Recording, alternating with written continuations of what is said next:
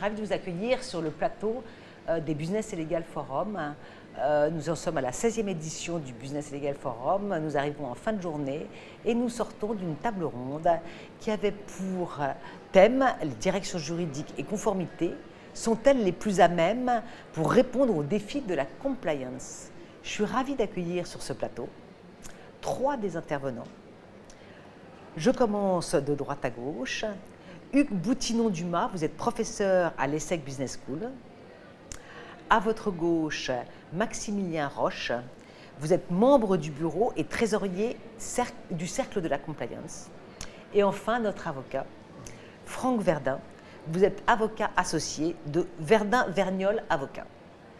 Alors, pour revenir sur le sujet que vous venez de traiter en table ronde, je vais vous poser des petites questions. Alors, le challenge, c'est de réussir à y répondre en 90 secondes.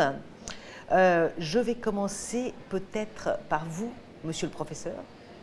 Quelle est l'organisation, selon vous, la plus efficiente à mettre en œuvre pour gérer aujourd'hui les défis de la compliance? Alors, c'est difficile de répondre qu'il y aurait une organisation efficiente. En revanche, on peut peut-être dire qu'il y a une organisation qui n'est pas efficiente, et c'est relativement bien démontré, c'est l'organisation en silo. Et donc, traditionnellement, dans une organisation, il y a différentes directions, la direction juridique, la direction de la conformité, la direction financière, etc.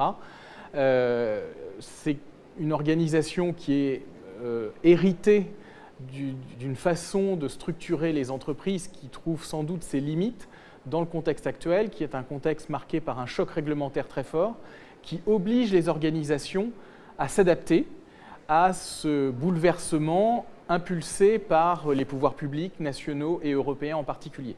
Et donc, dans ce cadre, il est très important pour les entreprises d'avoir une organisation efficiente, mais cette organisation efficiente, elle va dépendre en grande partie de l'identité particulière de l'entreprise. S'il s'agit d'une entreprise industrielle, elle n'aura pas les mêmes défis à relever qu'une entreprise dans le secteur des services, par exemple. Donc, il est très probable que les juristes aient un rôle à jouer, un rôle tout à fait important à jouer, mais c'est nécessairement un rôle qui passe par des coopérations avec les autres acteurs de l'entreprise. Ça peut être les compliance officers, c'est certainement par exemple les fonctions RH dans les entreprises, c'est aussi en réalité toutes les directions et tous les départements des entreprises qui sont en réalité sommés de se transformer pour que l'entreprise réponde adéquatement au défi qui lui est lancé par les législateurs. Ouais, la compliance, c'est un sujet qui est tellement important qu'en fait, elle ne peut pas se limiter juste à une direction. On parle de transversalité. C'est une fausse bonne idée de se dire parce que le sujet est important, on va créer une direction, par exemple, de la RSE ou par exemple une direction de la norme au sens plus large du terme, en se disant, bah voilà, une fois qu'on a institué à l'intérieur de l'organisation un monsieur RSE ou une madame RSE, on a résolu la difficulté, avec en général l'idée par exemple que cette personne va siéger au sein du comité exécutif, ce qui lui donnera de l'importance. En réalité, comme ça a été dit par un des intervenants dans notre panel, la RSE, ce n'est pas une business unit parmi d'autres. C'est quelque chose qui doit influencer toute l'organisation et à ce titre, il y a une pluralité de personnes qui doivent interagir entre elles pour réussir la transformation qui est requise. D'accord. Maximilien, c'est la même question et je voudrais avoir votre point de vue là-dessus. Comment vous pouvez rebondir sur ce que vient de dire Hugues? Rebondir facilement d'abord en disant que je suis d'accord avec tout ce qui a été dit, mais que nous, évidemment, au Cercle de la Compliance, on a une conviction très forte qui est qu'il y a un rôle très important à jouer pour les directions compliance et les compliance officers en tant que chefs d'orchestre dans cette adaptation aux nouvelles réglementations. Et pour nous, le compliance officer, c'est un professionnel ou une professionnelle dont la compétence principale, elle est d'en transposer des contraintes réglementaires en comportement opérationnel. Et ça, c'est quelque chose qu'on peut apporter dans n'importe quel contexte réglementaire. Ce sera bon pour l'entreprise parce que confier ce rôle-là à un compliance officer, c'est une bonne chose, parce que le compliance officer, c'est quelqu'un qui est en général quelqu'un de très consciencieux et très attaché à la création de valeur par l'entreprise. Ce sera bon pour le compliance officer aussi, parce que pour sa carrière, ce sera intéressant de voir des sujets de plus en plus diversifiés. Et ce sera bon pour la société dans son ensemble, la société avec un grand S, parce que le compliance officer, c'est le garant au sein de l'entreprise que l'entreprise reste un bon citoyen et sert les intérêts du public. Donc je pense que tout le monde a y gagné à confier cette responsabilité de coordonner ses efforts et ses défis au compliance officer. D'accord.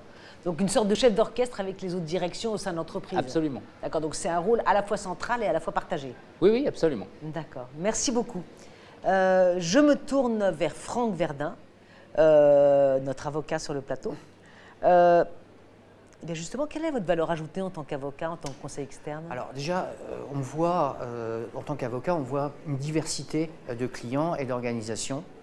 Et là, je rejoins des personnes qui sont intervenues, à savoir que l'absence de transversalité est le non-sens absolu par rapport aux règles RSE. Il faut absolument travailler sur l'organisation pour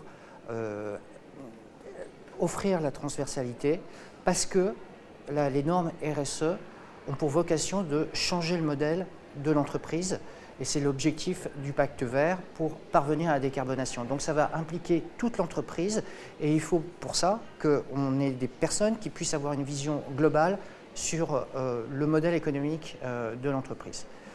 Ça, c'est le point essentiel. Après, notre rôle en tant que conseil, ça va être à la fois de sensibiliser sur cette dimension de changement très profond qu'impliquent les normes RSE qui ont été adoptées et qui sont entrées dans le droit dur avec des sanctions.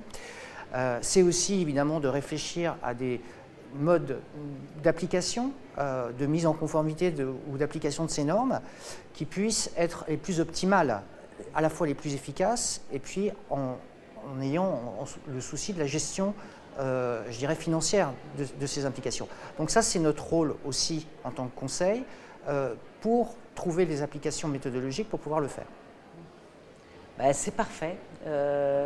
C'était un défi de répondre à ces questions qui étaient quand même assez larges en 90 secondes. Je vous remercie beaucoup de vous être prêtés à ce jeu de concision et d'efficacité. On a été ravis de vous voir sur ce panel. J'espère qu'on vous reverra bientôt au Business Legal Forum, au GAX et à d'autres manifestations que le think tank peut organiser. Merci encore à vous trois. Merci à vous.